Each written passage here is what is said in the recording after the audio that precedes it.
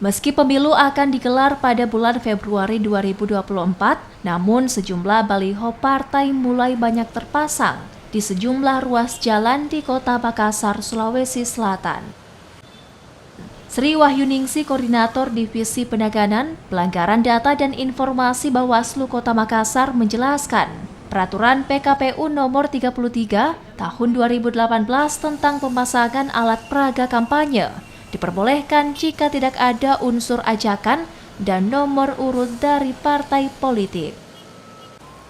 Namun pemasangan atribut partai politik hanya diperbolehkan dalam sosialisasi yang bersifat internal.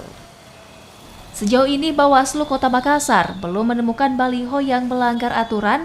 Jika ditemukan, pihak Bawaslu melalui pengawas kecamatan dan kelurahan akan memberikan teguran.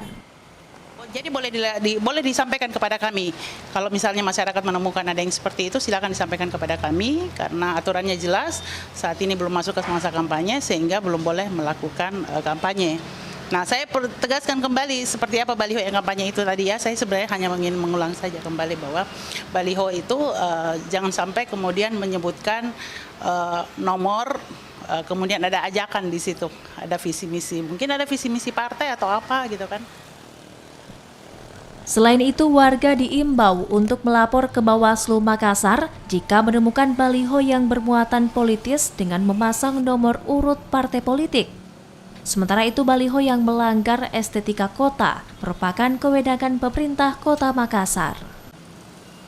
Wafik Asisa, Arif Tirtana, Kompas TV Makassar, Sulawesi Selatan.